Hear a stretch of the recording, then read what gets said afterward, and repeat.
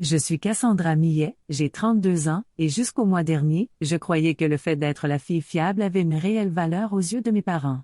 Puis ce message est arrivé. Nous voulons un Thanksgiving paisible avec la famille de ta sœur cette année. Peut-être pourrais-tu sauter celui-ci. Nous avons besoin d'espace. 6 mots qui ont brisé 20 ans de belles apparences. J'ai répondu par un seul mot, profiter. Ils n'avaient aucune idée que je venais d'acheter une villa en France ni que j'allais organiser une célébration de Thanksgiving qu'ils regretteraient d'avoir manqué pendant des années. Avant de vous raconter la suite, dites-moi en commentaire d'où vous regardez cette vidéo et cliquez sur j'aime et abonnez-vous si les drames familiaux vous font relativiser les vôtres pendant les fêtes. En grandissant en tant qu'aînée de Linda et Robert Millet, j'ai toujours ressenti le poids des attentes. Ma relation avec mes parents était proche, mais compliquée. J'étais celle qui suivait la voie toute tracée, élève brillante, boursière universitaire, et une carrière qui payait réellement les factures. Pourtant, c'est toujours sur ma sœur cadette, Mélanie, que les projecteurs se posaient. Mélanie avait 5 ans de moins que moi, un charme naturel, et un besoin constant d'aide. Pendant que je travaillais 3 emplois pour financer mes études, mes parents ont payé l'intégralité de sa scolarité. Quand j'ai économisé pendant 2 ans pour m'acheter ma première voiture, ils en ont offert une à Mélanie pour ses 16 ans. Le schéma était évident, mais je continuais de me convaincre que ce n'était que mon imagination. Cassie, tu sais bien que ta sœur a besoin de plus de soutien, disait maman chaque fois que je soulignais l'inégalité. Tu es si indépendante et capable. Être qualifiée de capable est devenu à la fois ma force et ma malédiction. Cela signifiait qu'on me tenait pour acquise, tandis que Mélanie était célébrée pour la moindre réussite. Quand j'ai obtenu mon diplôme avec mention à l'Université de Boston, mes parents sont venus. Mais sont repartis plus tôt pour aider Mélanie à emménager. Quand j'ai eu ma première promotion à 25 ans, le dîner familial prévu en mon honneur s'est transformé en réunion pour organiser le mariage de Mélanie. Malgré tout, j'ai maintenu le lien avec ma famille, appel hebdomadaire, présence aux fêtes, soutien en cas d'urgence. C'était moi qu'on appelait quand Tom, le mari de Mélanie, a perdu son emploi, j'ai payé leur loyer pendant 3 mois. C'était moi qui ai cherché des écoles pour mon neveu ayant des difficultés d'apprentissage. Toujours fiable, toujours là, toujours en arrière-plan. L'année dernière, tout a changé professionnellement. Après 10 ans chez Nexus Technologies, j'ai été promue vice-présidente exécutive du développement produit. Le poste venait avec des stocks options, une belle augmentation et de nouvelles responsabilités durement gagnées. Pour la première fois, je me sentais assez en sécurité financièrement pour réaliser un rêve que je portais depuis longtemps, posséder un coin de campagne française, découvert lors d'un semestre d'échange à la fac. La villa n'était pas un achat impulsif. J'économisais et faisais des recherches depuis des années. Quand une vieille ferme en pierre de 300 ans avec un petit vignoble a été mise en vente dans le Périgord, j'ai su que c'était la mienne. Tout s'est fait rapidement, et en octobre, je suis devenue l'heureuse propriétaire de la Villa Cassandra. Je n'en avais pas encore parlé à ma famille, prévoyant de leur montrer des photos pendant Thanksgiving. Tandis que ma carrière prospérait, la famille de Mélanie continuait de lutter. Tom enchaînait les emplois sans jamais trouver de stabilité. Ils avaient 2 adorables enfants, Emma et Jack, que mes parents adoraient comme leurs seuls petits-enfants. Mon statut de femme célibataire et sans enfant jouait contre moi dans la hiérarchie familiale, malgré mes protestations. « Tu n'as juste pas encore rencontré la bonne personne », disait ma mère, comme si ma carrière réussie et mes amitiés sincères n'étaient que des étapes temporaires avant le vrai commencement, le mariage et les enfants. Heureusement, je gardais des liens étroits avec mes cousines Jordan et Sophia, les enfants du frère de ma mère. Nous avions passé tous nos étés ensemble au bord du lac chez nos grands-parents, et notre lien s'était maintenu à l'âge adulte. Jordan était pédiatre à Chicago, marié et père d'un petit garçon.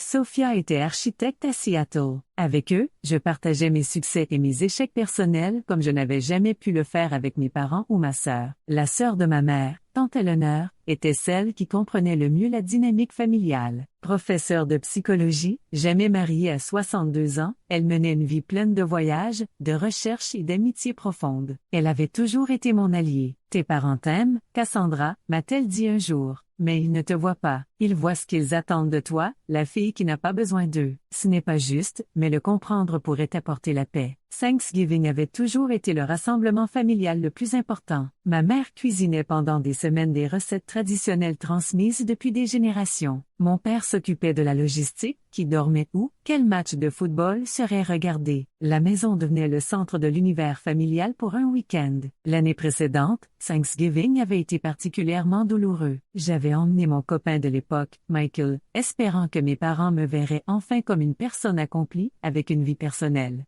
Ils nous avaient installés à la table des enfants faute de place, alors que les parents de Tom avaient une place à la table principale. Quand j'ai annoncé ma promotion au dîner, ma mère a hoché la tête poliment avant de détourner la conversation vers le bénévolat de Mélanie à l'école d'Emma.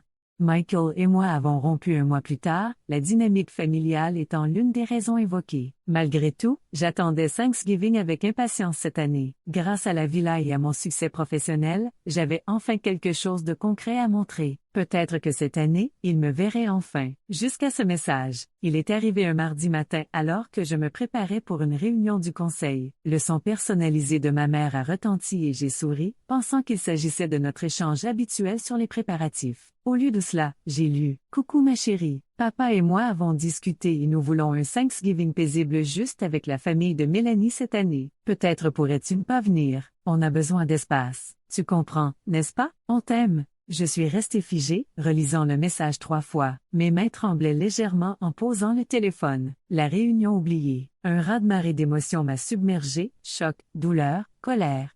Puis, soudain, une étrange clarté. Ce n'était pas nouveau, juste l'exemple le plus flagrant. Je suis retournée lire notre historique de messages. Noël dernier, on ne fait des cadeaux que pour les enfants cette année. Mon anniversaire, on arrivera un peu tard, Mélanie a une réunion parents-prof. Toujours la même rengaine, tout tournait autour de la vie de ma sœur. Je me suis rappelé Thanksgiving de l'an passé, arrivé tôt avec des vins fins soigneusement choisis pour chaque plat. Ma mère les avait rangés sans commentaire. Puis servi du vin en boîte, parce que les parents de Tom préféraient ça. Mon père avait passé le week-end à parler des projets de Tom et des exploits au foot de mon neveu. À peine une question sur ma promotion. « Ta promotion est merveilleuse, ma chérie », avait dit ma mère. Mais ne la mettons pas au centre. Tout le monde n'a pas autant de chance dans sa carrière. Ces mots me sont revenus en mémoire tandis que je relisais son message. Nous voulons un Thanksgiving paisible impliquait que ma présence apportait du conflit. Juste la famille de Mélanie traçait clairement la ligne entre ceux qui comptaient. Et les autres. Tu comprends, n'est-ce pas? Supposait ma docilité habituelle. Ma thérapeute, Dr. Warner, m'aidait depuis 3 ans à voir ces schémas. Lors de notre dernière séance, elle m'avait demandé « Et si tu te plaçais, toi, en priorité, comme tes parents placent Mélanie ?» J'avais envie de répondre par la colère. J'ai rédigé plusieurs messages amers. Puis je les ai tous supprimés. Je me suis souvenu d'un autre conseil de Dr. Warner, tu ne peux pas contrôler leur comportement, seulement ta réponse. Et là, une idée est née. La villa, les liens familiaux sincères, la possibilité de créer quelque chose qui m'appartient. Au lieu de mendier une place à leur table, je pouvais dresser la mienne et inviter ceux qui me voient vraiment. Avec un calme nouveau, j'ai écrit « Profiter ». Un seul mot, plus puissant qu'un long discours, sans colère, sans culpabilité, sans émotion qu'ils pourraient ignorer, juste. La vérité. Ce soir-là, assise sur le balcon de mon appartement à Boston, carnet en main, j'ai commencé à planifier mon Thanksgiving en France. Et cette histoire ne faisait que commencer. Le vol de Boston à Paris m'offrit 10 heures ininterrompues pour réfléchir à ce que j'étais en train de faire. Quelque part au-dessus de l'Atlantique, je réalisais que je ne fuyais pas mes problèmes familiaux. Je courais vers quelque chose de nouveau, quelque chose d'authentique, quelque chose qui m'appartenait. En atterrissant à l'aéroport Charles de Gaulle tôt le mercredi matin, un sentiment de paix m'envahit. La langue familière, les odeurs, l'énergie, tout me souhaitait la bienvenue dans ce pays dont j'étais tombée amoureuse des années auparavant. Je récupérais ma voiture de location et entamais les 4 heures de route vers la région de la Dordogne, les vitres baissées, respirant à plein poumon l'air vif de novembre. La villa dépassait toutes mes attentes. Située sur 3 hectares de terrain avec son propre petit vignoble, cette ferme en pierre vieille de 300 ans avait été restaurée avec soin par ses anciens propriétaires. Des murs épais, des poutres en bois apparentes et une immense cheminée en pierre lui donnaient le charme authentique dont j'avais le 2e étage, tandis que les combles aménagés offraient une 5e chambre charmante, parfaite pour les enfants. Une maison d'amis indépendante permettrait d'héberger l'oncle de rire. Mes voisins les plus proches, les Marozes, passèrent cet après-midi-là, m'apportant un panier de fromages locaux et une bouteille de liqueur de noix, une spécialité régionale. Malgré mon français hésitant, nous eûmes une conversation chaleureuse. Ils furent ravis de mes projets pour un Thanksgiving américain et me promirent de m'indiquer les meilleurs étals du marché pour les produits frais. Jeudi matin, je me rendis dans le village voisin de Saint-Cyprien. Le marché hebdomadaire battait son plein, avec des vendeurs proposant de tout, des légumes frais à la poterie artisanale. Je remplis mon panier de spécialités locales, truffes noires, foie gras, jeunes pousses tendres et légumes racines aux teintes éclatantes.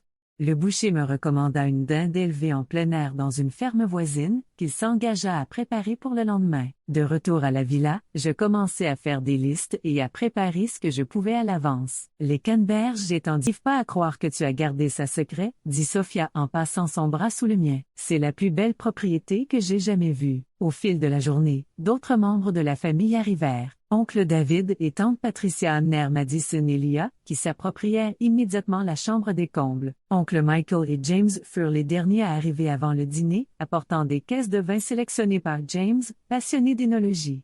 J'avais préparé un dîner d'accueil simple, coq au vin, pain croustillant et fromages locaux. Réunis autour de la table de ferme, la conversation était fluide et naturelle. Je ressentis un sentiment d'harmonie qui avait disparu des réunions familiales depuis longtemps. Ici, pas de hiérarchie, pas de favoris, seulement un intérêt sincère pour la vie de chacun. Le moment le plus tendu de la journée survint avec l'arrivée de Mélanie. Tom avait loué une voiture suffisamment grande pour leur famille, et ils arrivèrent alors que le soleil se couchait, enveloppant les vignes d'une lueur dorée.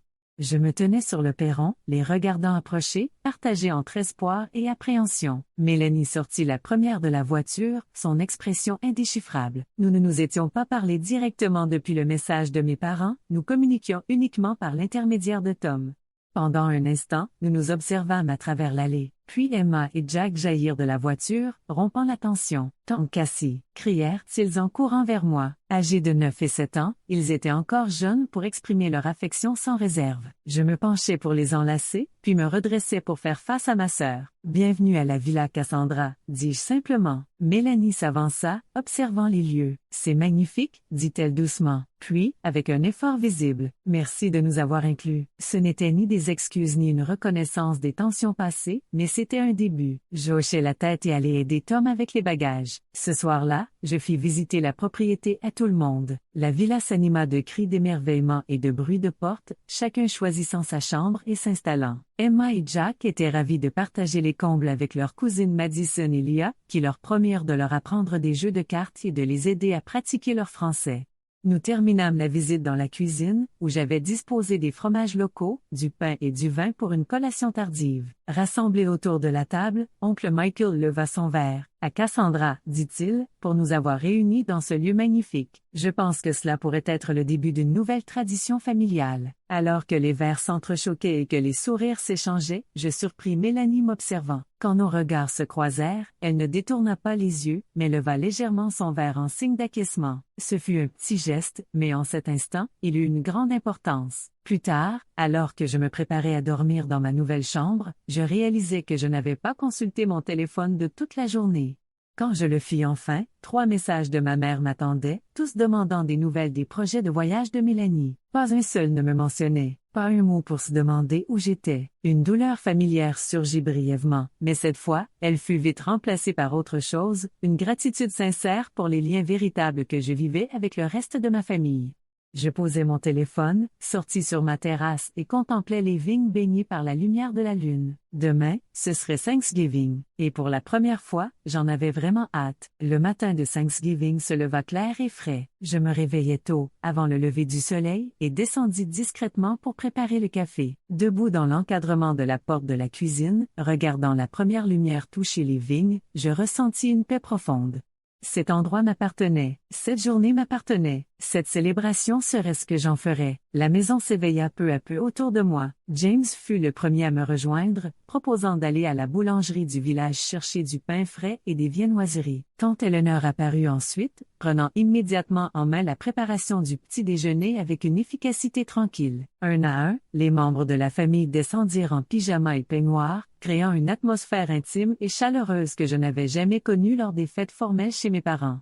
Après un petit déjeuner tranquille, nous nous divisâmes en équipes. Jordan, Sophia et moi allions gérer la cuisine. Oncle David et Tom prirent les enfants pour explorer le village et acheter quelques articles de dernière minute. Tante Patricia et Mélanie se chargèrent de dresser la longue table des récoltes dans la salle à manger, tandis qu'oncle Michael et James installaient un coin boisson et allumaient un feu dans la grande cheminée.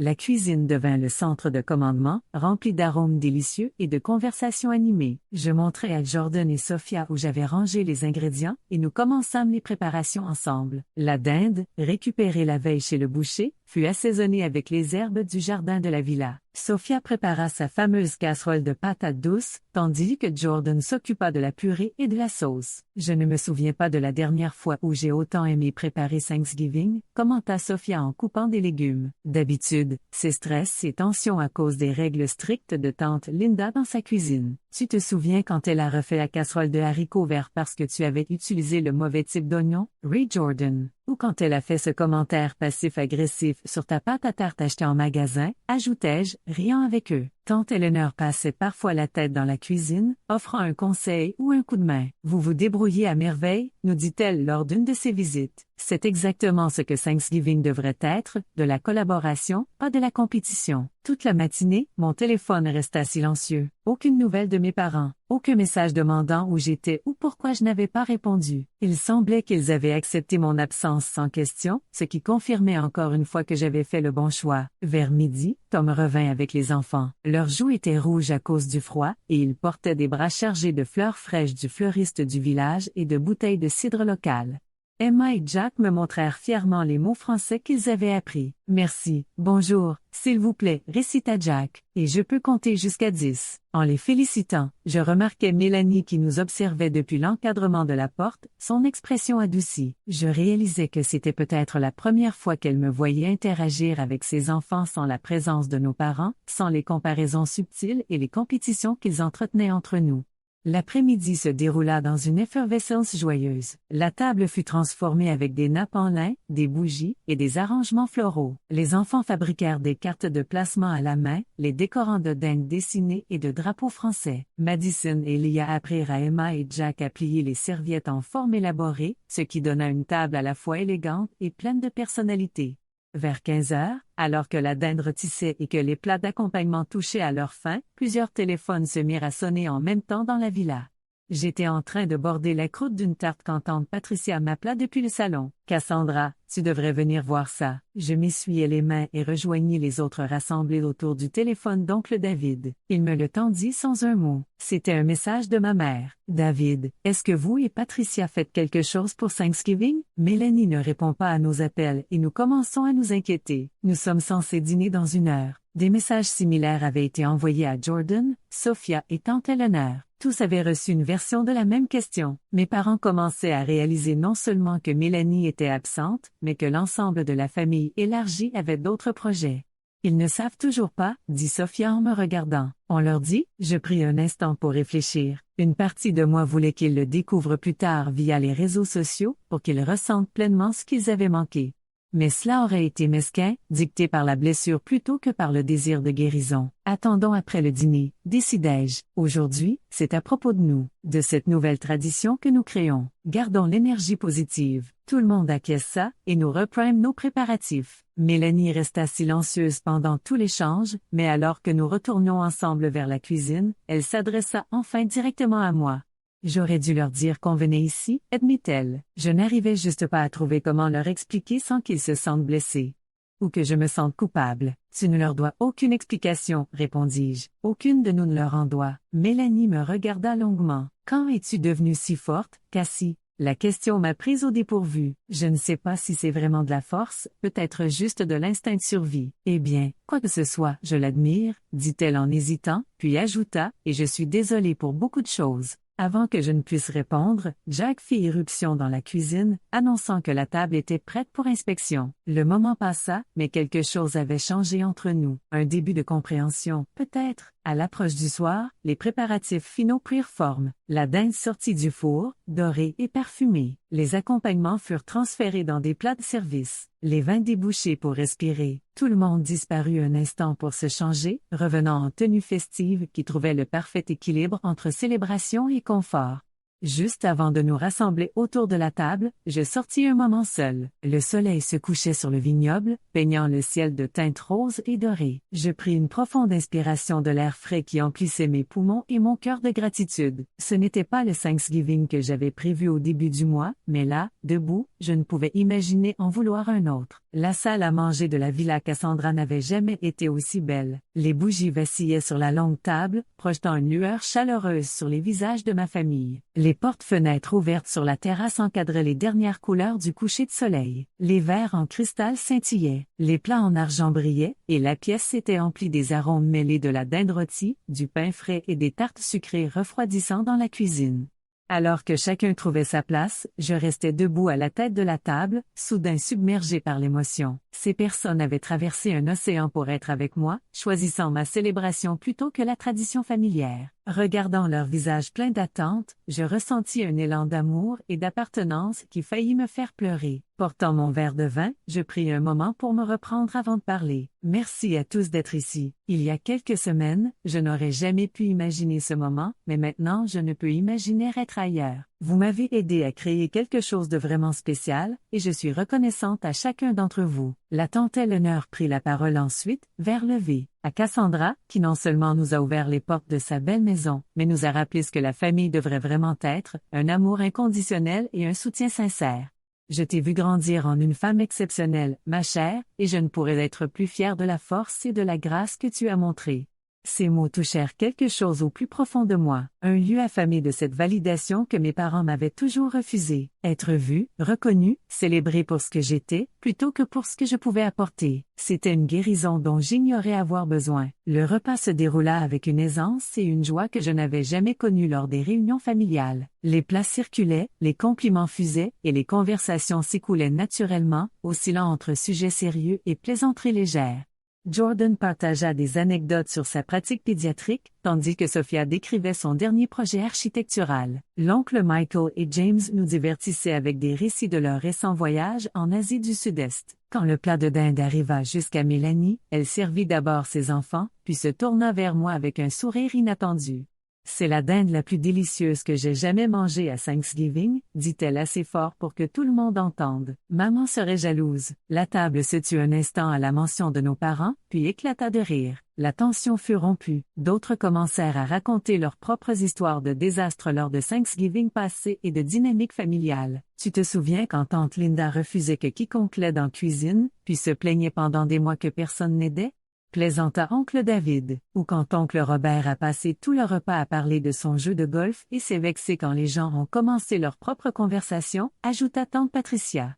C'était cathartique, cette douce reconnaissance des difficultés que nous avions tout vécues mais rarement évoquées. Pas de méchanceté, juste de l'honnêteté. Et d'une certaine façon, en partageant ses souvenirs, ils perdaient un peu de leur pouvoir. Alors que le dessert était servi, tarte à la citrouille et tarte tatin française, oncle Michael suggéra de poursuivre la tradition de dire pourquoi chacun était reconnaissant. Un par un, les membres de la famille partagèrent leurs réponses, allant du sincère à l'humoristique. Quand vint le tour de Tom, il me regarda directement. « Je suis reconnaissant pour la générosité de Cassandra de nous avoir inclus, dit-il sincèrement, et de nous avoir montré que parfois, les meilleures traditions sont celles que nous créons nous-mêmes. » Mélanie acquiesça à côté de lui, ajoutant doucement « Je suis reconnaissante pour les secondes chances. » Après le dessert, alors que le café était servi, Madison suggéra de faire une photo de groupe pour immortaliser notre premier Thanksgiving français. Nous nous rassemblâmes devant la cheminée, bras autour les uns des autres, sourire sincère. Lia, notre photographe désigné, prit plusieurs clichés avant de suggérer « Postons-les, tout le monde à la maison va être jaloux. » Ce commentaire casuel me rappela ce qui nous attendait en dehors de notre bulle. Mes parents ne savaient toujours pas où nous étions et s'attendaient encore à ce que Mélanie et sa famille dînent avec eux. Comme sur commande, le téléphone de Mélanie sonna avec la sonnerie de ma mère. Elle me regarda, interrogative. Je hochai la tête, sachant que ce moment devait arriver tôt ou tard. Mélanie répondit, mettant le téléphone en haut-parleur. « Salut, maman. Mélanie, où es-tu? Nous t'attendons depuis des heures. Ton père est fou d'inquiétude. Nous allons bien, maman. Nous dînons pour Thanksgiving. Comment ça? Tu étais censée être avec nous. Où es-tu? Mélanie prit une profonde inspiration. Nous sommes en France, maman, à la villa de Cassie. Le silence qui suivit fut profond. Quand ma mère parla enfin, sa voix était étrangement calme. Je ne comprends pas. Cassandra est à Boston. Non, je ne le suis pas, dis-je depuis l'autre pièce, m'approchant du téléphone. Je suis en France, dans ma nouvelle maison, avec toute la famille. Toute la famille? Répéta-t-elle faiblement. Toute la famille, confirmai-je. Tout le monde sauf toi et papa. Tante Eleanor, oncle David et sa famille, oncle Michael, James, Jordan, Sophia, nous sommes tous là. Un autre long silence suivit. Je pouvais presque entendre son esprit chercher à comprendre cette information qui bouleversait totalement sa perception de la situation. Mais nous vous avons dit que nous voulions un Thanksgiving paisible, finit-elle par dire, avec une voix mêlée de confusion et d'accusation. Oui, vous l'avez dit, répondis-je calmement, et c'est exactement ce que nous avons. La ligne devint muette. Elle avait raccroché. En quelques minutes, les téléphones de toute la villa commencèrent à vibrer avec des notifications. Mes parents appelaient tout le monde, exigeant des explications, exprimant douleur et confusion. La plupart des appels restèrent sans réponse, car nous décidâmes collectivement de retourner à notre célébration, ne laissant pas leur réaction troubler la chaleur et la connexion que nous avions créée. Plus tard, tandis que les membres de la famille se dispersaient dans divers coins de la villa pour des conversations calmes ou des jeux, Lia vint me montrer les photos qu'elle avait postées. C'étaient de magnifiques captures de notre rassemblement, la table élégante, les visages joyeux, les murs de pierre couverts de vignes visibles à travers les portes-fenêtres. Elle avait simplement écrit en légende « Meilleur Thanksgiving de tous les temps ». #Viedans la Villa Française #Nouvelles Tradition. Les commentaires affluaient déjà, amis et connaissances exprimant admiration et envie. Mais celui qui attira mon attention vint de mon amie du lycée, Alicia. « Ta mère sait-elle que vous êtes tous là sans eux? » Audacieux, Cassie. C'était en train d'arriver. Le récit soigneusement construit que mes parents avaient maintenu pendant des années, celui d'une famille proche et heureuse avec eux au centre, était remis en cause publiquement. Leur cercle social verrait que toute leur famille élargie avait choisi d'être avec moi à la place. « Ça va? » demanda tante Eleanor en me trouvant seule sur la terrasse un peu plus tard. « Oui, » répondis-je, surprise de réaliser que c'était vrai. C'est étrange. Je pensais que je me sentirais vindicative ou triomphante, mais surtout, je me sens paisible. Elle hocha la tête, enroulant un châle autour de ses épaules contre la fraîcheur du soir. C'est ainsi que tu sais que c'était le bon choix. Les décisions prises par dépit apportent satisfaction, mais jamais la paix. Au fil de la soirée, l'atmosphère resta chaleureuse et festive malgré la brève interruption. Jordan et Sophia organisèrent une fête de danse improvisée dans le salon, apprenant aux enfants les pas des chansons de notre enfance. L'oncle Michael et James engagèrent Tom dans un débat animé sur les régions viticoles. Tante Patricia et oncle David se blottirent sur le canapé, plus détendus que je ne les avais vus depuis des années. Vers 23 heures, alors que la fête s'achevait, mon téléphone sonna. C'était mon père. Prenant une profonde inspiration, je sortis pour répondre. « Où est tout le monde? » demanda-t-il sans préambule. « Ta mère est en larmes. Je te l'ai dit, papa. Nous sommes en France, à ma villa. » Quoi? Depuis quand as-tu une villa? Depuis le mois dernier. Ça aurait été bien que vous vous intéressiez un peu à ma vie pour le savoir. Le silence qui suivit me dit que ma pique avait fait mouche. Pourquoi as-tu fait ça, Cassandra? Demanda-t-il enfin, son ton passant de la colère à la confusion sincère. Pourquoi emmener tout le monde pour Thanksgiving? Tu m'as dit de ne pas venir, lui rappelai-je. Tu voulais de l'espace. Je t'ai donné exactement ce que tu demandais. On ne voulait pas que tu emmènes toute la famille sur un autre continent. Qu'est-ce que tu voulais que je fasse, papa? Rester seul dans mon appartement à manger de la dinde au micro-ondes pendant que tu dînais tranquillement avec les membres de la famille que tu voulais vraiment?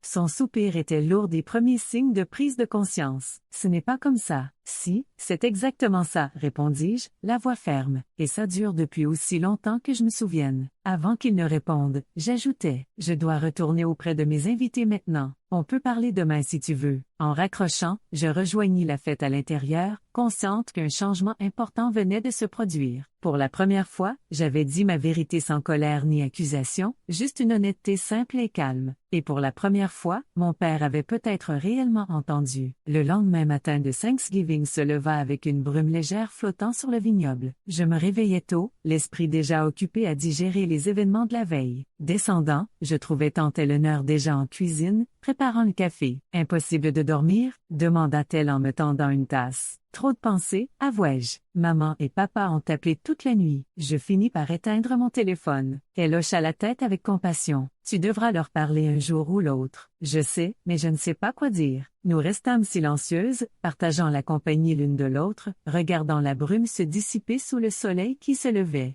Un par un, les autres membres de la famille apparurent, attirés par l'odeur du café et des croissants fraîchement achetés au village par James.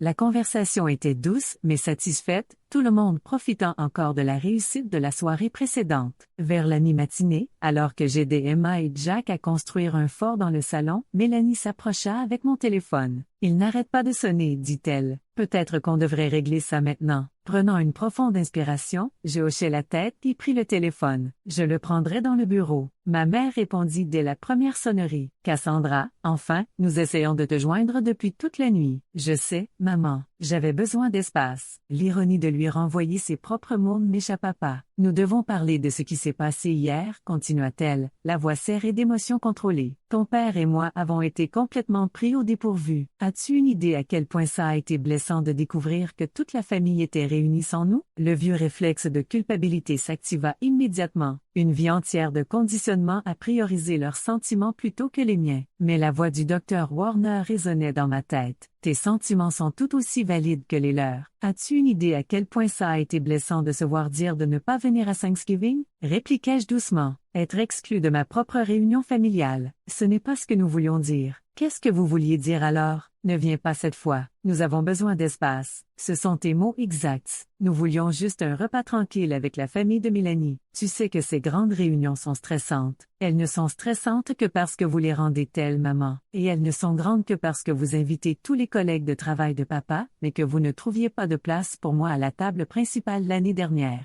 Son souffle coupé me dit qu'elle se souvenait de cette blessure, même si elle avait rejeté mes sentiments à l'époque. « Ce n'est pas juste, » protesta-t-elle faiblement. « Rien n'a jamais été juste, » répondis-je. « Pendant des années, je vous ai regardé prioriser Mélanie, excuser ses erreurs, célébrer ses plus petits succès tout en ignorant à peine les miens.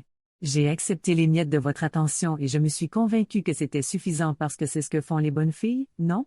Elles ne se plaignent pas, elles ne font pas de vagues, elles continuent juste d'être là en espérant un jour être vues. » Les mots déversèrent des années de douleur non exprimées. Enfin, je trouvai ma voix, non pas dans la colère, mais dans la simple vérité calme. Quand j'ai fini, la ligne fut si silencieuse que je crus qu'elle avait raccroché. « Maman, je suis là, » dit-elle d'une voix faible. Je ne sais pas quoi dire. Tu n'as pas à dire quoi que ce soit maintenant. Écoute simplement. » Avant qu'elle ne puisse répondre, un tumulte éclata à son bout de la ligne, et la voix de mon père se fit entendre. « Cassandra, c'est papa. Passe Mélanie, s'il te plaît. On doit lui parler. » Bien sûr. Même maintenant, il me regardait à travers Mélanie. « Elle n'est pas disponible pour le moment, » dis-je, déterminée à redresser la tête. « Mais moi, je le suis. Je suis ici, essayant d'avoir une conversation honnête avec vous deux sur des dynamiques familiales très douloureuses. Ce n'est pas le moment. Quand le sera-t-il, papa? Parce que depuis 32 ans, ce n'a jamais été le bon moment pour discuter de la façon dont toi et maman m'avaient fait sentir invisible. C'est ridicule. Nous t'avons toujours soutenu. Oui, quand avez-vous demandé la dernière fois des nouvelles de mon travail, de mes amis, de mes rêves? Quand avez-vous célébré la dernière fois mes réussites sans immédiatement changer de sujet pour parler de la vie de Mélanie? Son silence en disait long. Je n'ai pas besoin que tu répondes maintenant, poursuivis-je, adoucissant la voix. J'ai juste besoin que tu y penses. Que tu y penses vraiment. La porte du bureau s'ouvrit et Mélanie entra en me lançant un regard interrogatif. Je hochai la tête et mis le téléphone en haut-parleur. Maman, papa, c'est Mélanie. Je suis avec Cassie. Mélanie, Dieu merci. Ça va? Quand rentrez-vous? La voix de ma mère s'éclaircit immédiatement. Mélanie me regarda calmement en répondant. Nous restons jusqu'au week-end comme prévu. Et maman, tu dois écouter ce que Cassie dit. Elle a raison. Comment ça? Elle a raison? Le ton défensif de mon père revint. Sur la façon dont vous la traitez comparée à moi. Mélanie clarifia. Je le vois aussi depuis des années. Je n'ai jamais rien dit parce que... Elle hésita. Parce que ça m'arrangeait, je suppose, et ce n'était pas juste. Le silence qui suivit son aveu fut profond. Je tendis la main pour serrer la sienne, submergée par son soutien inattendu. Je ne comprends pas ce qui se passe, dit enfin ma mère d'une voix tremblante. Nous avons toujours essayé d'être de bons parents. Nous vous aimons toutes les deux. Je sais que vous m'aimez, reconnus-je. Mais l'amour sans respect ni reconnaissance ne suffit pas. Et c'est ce qui m'a manqué. Votre respect pour mes choix, votre reconnaissance de ma valeur au-delà de ce que je peux faire pour la famille. Que voulez-vous de nous? Demanda mon père, son assurance habituelle nettement absente. Je veux que vous me voyiez vraiment, répondis-je simplement. Pas comme une extension de vous-même, pas comme la sœur de Mélanie, pas comme la fiable qui sera toujours là peu importe comment vous la traitez. Juste moi, Cassandra, avec ma propre vie, mes besoins et mes sentiments. Un long silence suivit avant que ma mère ne reprenne, sa voix faible mais assurée. Nous pouvons essayer. Je ne sais pas si nous savons comment, mais nous pouvons essayer. Ce n'est pas une reconnaissance complète de tout ce que j'ai dit, mais c'était un début, plus que je n'en attendais honnêtement. C'est tout ce que je demande, dis-je. Et si vous êtes prêts à essayer, vous êtes les bienvenus l'année prochaine ici à la villa. L'année prochaine? Demanda mon père. Oui, ça va être notre nouvelle tradition, Thanksgiving à la villa Cassandra. Après avoir raccroché, Mélanie et moi restâmes silencieuses un moment, digérant ce qui venait de se passer. Enfin, elle parla. Je suis désolée, Cassie, de ne pas avoir parlé plus tôt, d'avoir accepté leur favoritisme toutes ces années. Ce n'est pas ta faute, lui dis-je honnêtement. Ils ont mis en place cette dynamique. Nous avons juste joué les rôles qu'on nous avait donnés. Pourtant, je veux que les choses changent entre nous à partir de maintenant. J'aimerais ça aussi. Le reste du week-end passa dans un flou de visites, repas partagés et connexions sincères. Nous explorâmes le village local, visitâmes des châteaux voisins et passâmes nos soirées autour du feu, jouant à des jeux et partageant des histoires. Chaque jour, je me sentais davantage apaisée dans cette nouvelle réalité, une où j'étais valorisée, où ma maison était un lieu de rassemblement où la famille signifiait soutien mutuel plutôt qu'obligation. Le dimanche, alors que les membres de la famille partaient pour leur vol de retour, la villa semblait chargée de nouveaux souvenirs et de possibles. Les embrassades duraient plus longtemps, les promesses de revenir plus sincères. Même le départ de Mélanie avait une tonalité différente, une chaleur authentique remplaçant la distance polie habituelle. « Merci », murmura-t-elle en nous étreignant, pour nous avoir inclus, même quand tu avais toutes les raisons de ne pas le faire. « C'est ce que la famille devrait faire », répondis-je, réalisant en prononçant ces mots que je comprenais enfin ce que cela signifiait. Dans les mois qui suivirent, des changements petits mais significatifs apparurent dans ma relation avec mes parents. Nos appels hebdomadaires devinrent plus équilibrés, avec des questions sur ma vie prenant autant de place. Quand je partageais une grande nouvelle au travail, ils écoutaient avec un réel intérêt au lieu de changer immédiatement de sujet. Ce n'était pas parfait, des décennies d'habitude ne pouvaient pas disparaître du jour au lendemain, mais c'était un progrès. À l'approche du Thanksgiving suivant, la planification commença tôt. Mes parents acceptèrent l'invitation à la Villa Cassandra avec une humilité qui aurait été inimaginable un an plus tôt. La liste des invités s'agrandit pour inclure des amis proches ainsi que la famille, créant un rassemblement à la fois intime et vivant. Et quand ma mère arriva à la villa, ses premiers mots pour moi ne portèrent ni sur le voyage ni sur les logements, mais sur une simple reconnaissance qui avait mis 33 ans à se faire. C'est extraordinaire, Cassandra, tu as créé quelque chose de beau ici. Je suis tellement fière de toi. Debout dans ma propre maison, entourée de gens qui me voyaient vraiment, je ressentis une paix que j'avais cherchée toute ma vie d'adulte. Le chemin n'avait pas été facile, et il y aurait toujours des défis à naviguer dans les dynamiques familiales. Mais j'avais trouvé ma voie, tracé mes limites, et créé un espace où je pouvais être pleinement moi-même. Parfois, le plus grand acte d'amour n'est pas l'accommodation mais la vérité. Parfois, la réponse la plus puissante au rejet n'est pas la colère mais la création. Et parfois, la famille dont nous avons besoin est celle que nous construisons nous-mêmes, morceau par morceau, choix après choix, jusqu'à ce que nous nous sentions enfin chez nous dans notre propre vie. Avez-vous déjà dû créer vos propres traditions lorsque les attentes familiales devenaient trop lourdes? Partagez votre histoire dans les commentaires ci-dessous. Et si ce récit vous a touché, merci de liker, vous abonner et partager avec quelqu'un qui pourrait avoir besoin d'entendre qu'il est permis de prioriser son propre bonheur. Merci de faire partie de ce voyage avec moi, et souvenez-vous, les plus belles traditions sont souvent celles que nous avons le courage de créer nous-mêmes.